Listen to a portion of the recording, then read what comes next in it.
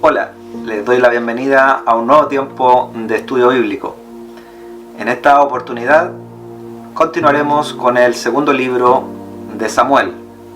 En el primer libro de Samuel estuvimos estudiando la transición del pueblo de Israel desde la época de los jueces hasta el inicio de la monarquía con el primer rey de Israel, el rey Saúl. Y personajes como Elí, como Samuel, también un joven pastor de ovejas que termina derribando un gigante, David, nos traerían, animarían y le dan vida al primer libro de Samuel. Y en este segundo libro de Samuel vemos el reinado propiamente tal de David, con las situaciones que él le tocó vivir, y muchas de ellas con aciertos pero también con errores. Así que los invito a estudiar el segundo libro de Samuel. Estudio bíblico número 10, segundo libro de Samuel. Estructura de la presentación. Información general del libro. Aporte a la teología. Bosquejo, segundo libro de Samuel.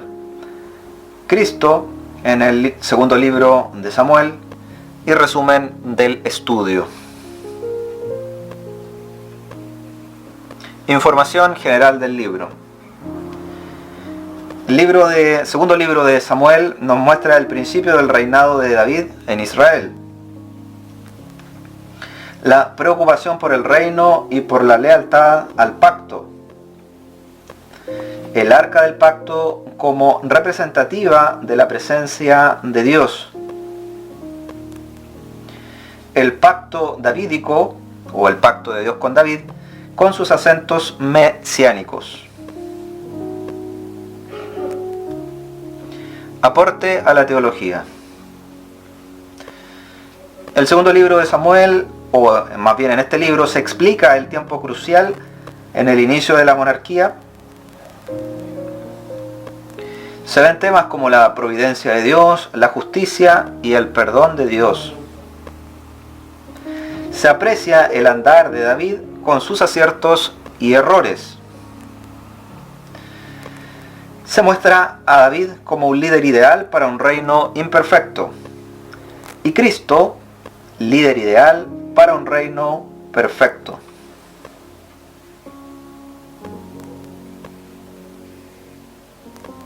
Bosquejo del segundo libro de Samuel. Primera parte, los triunfos de David, capítulos del 1 al 10.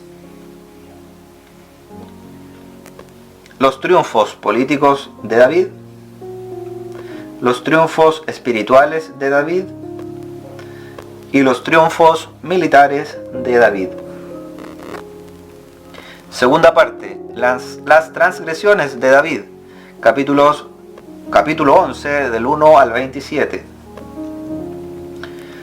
El pecado de adulterio, el pecado de asesinato.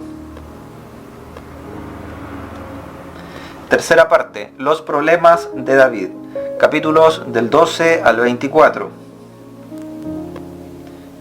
Aquí podemos ver los problemas en la casa de David y los problemas del reinado de David.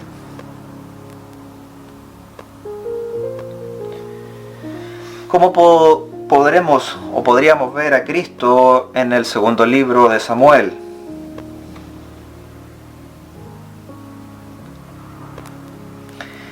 Podríamos ver la persona de Cristo mediante el pacto davídico, el pacto de Dios con David. Esto revela la promesa divina por toda la eternidad. Cristo cumple este pacto como Mesías, que desciende directamente de la línea real de David. Segunda de Samuel, capítulo 7, versículos del 12 al 16, dice así: Y cuando tus días sean cumplidos y duermas con tus padres, yo levantaré después de ti a uno de tu linaje, el cual procederá de tus entrañas, y afirmaré su reino. Él edificará casa a mi nombre, y yo afirmaré para siempre el trono de su reino. Yo le seré a él padre, y él me será a mí hijo. Y si él hiciere mal, yo le castigaré con vara de hombres, y con azotes de hijos de hombres. Pero mi misericordia no se apartará de él, como la aparté de Saúl, al cual quité de delante de ti.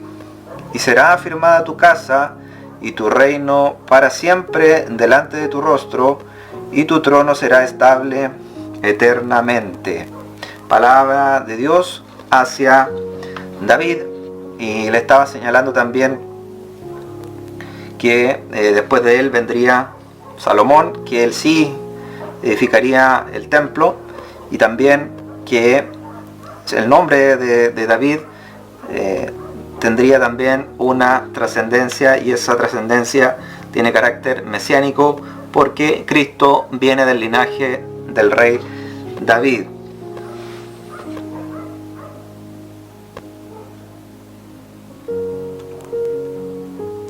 Resumen del estudio. En el segundo libro de Samuel vemos el reinado de David, vemos la consolidación del reino y vemos la unificación también en la ciudad que se establece como la ciudad de David, que es Jerusalén. Vemos el pecado y sus consecuencias. Sin duda que en este aspecto vemos al rey David no solamente en su caída, en los errores y pecados cometidos, sino que también vemos cómo esto le trajo consecuencias tanto familiares como también problemas políticos en su reinado. Pero vemos también el corazón de David, vemos cómo él pide perdón, vemos cómo él se humilla delante de Dios, y como su relación con él era muy estrecha, él siente el dolor por el pecado y pide restauración. Y el Señor perdona a David, por lo cual no solamente es digno de mencionar la caída, sino que mayormente la restauración.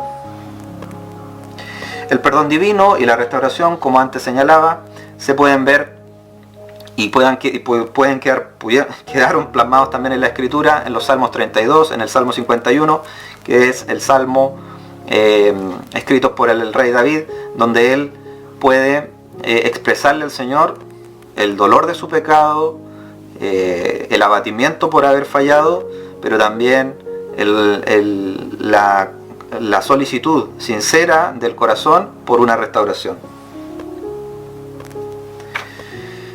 Vemos la promesa mesiánica en David, porque de este linaje, del linaje del rey David, habría de venir y vino un Salvador que nacido en Belén, precisamente en la tierra donde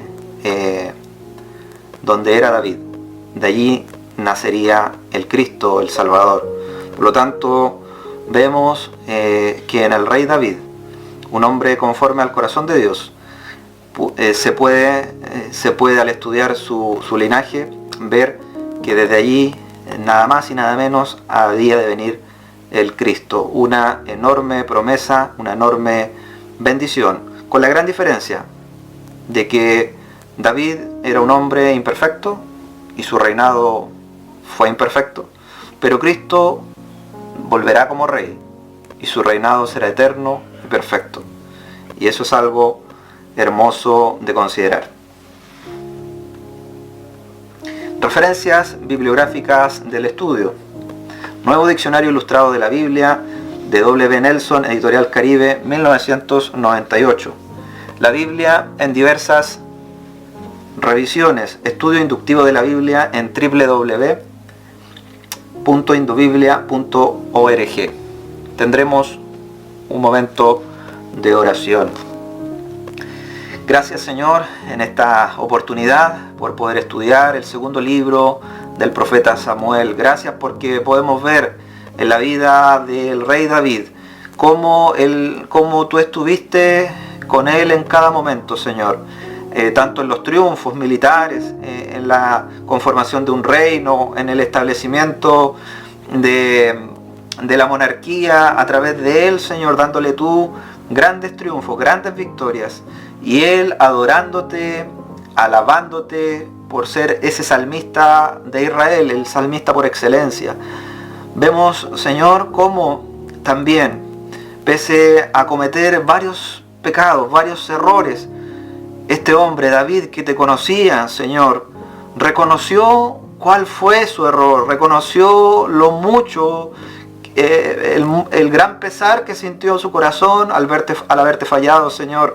Y no solamente se quedó allí, él clamó por restauración, él rasgó sus vestidos, él ayunó, él sintió lloro y lamento por lo que había hecho, oh Dios. Y tú le perdonaste su pecado, tú lo hiciste nuevamente alzar su rostro y le diste también la dicha del perdón.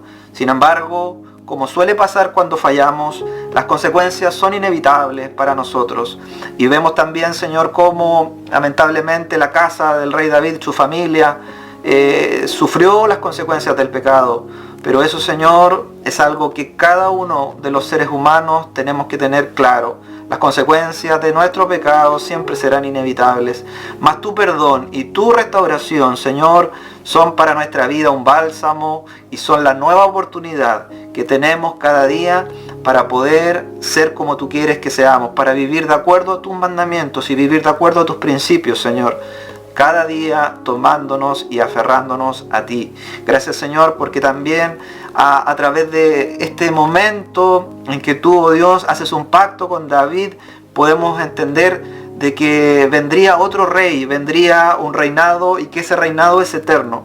Y eso es una clara alusión al reinado mesiánico de Jesucristo. Te damos gracias porque lo prometiste allí, Señor. Allí le dijiste a David que de su linaje vendría un reinado eterno, estable y que no tendría fin. Gracias, Señor, porque es Cristo, que lo podemos ver allí, Señor, como en una figura muy potente, que Él habría de venir y su reinado no tendrá fin, Señor. Él es Rey de Reyes y Señor de Señores, y un día volverá también a reinar y a juzgar a las naciones. Te damos gracias por ello. En el nombre de Jesús. Amén.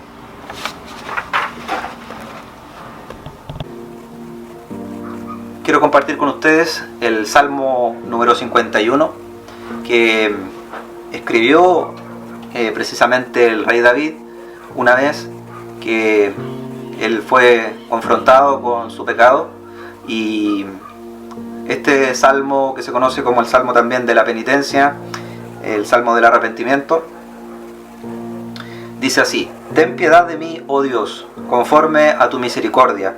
Conforme a la multitud de tus piedades, borra mis rebeliones. Lávame más y más de mi maldad, y límpiame de mi pecado.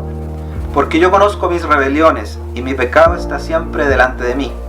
Contra ti solo he pecado, y he hecho lo malo delante de tus ojos, para que seas reconocido justo en tu palabra, y tenido por puro en tu juicio.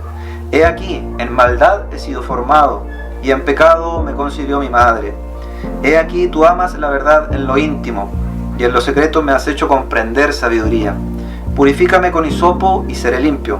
Lávame y seré más blanco que la nieve. Hazme oír gozo y alegría, y se recrearán los huesos que has abatido.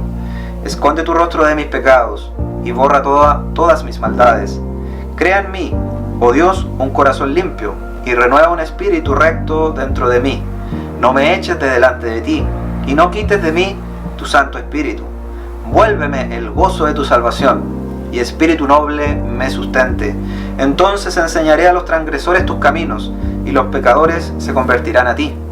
Líbrame de homicidios, oh Dios, Dios de mi salvación. Cantará mi lengua tu justicia. Señor, abre mis labios, y publicará mi boca tu alabanza. Porque no quieres sacrificio, que yo lo daría, no quieres holocausto. Los sacrificios de Dios son al espíritu quebrantado. Al corazón contrito y humillado no despreciarás tú, oh Dios. Haz bien con tu benevolencia a Sión. Edifica los muros de Jerusalén.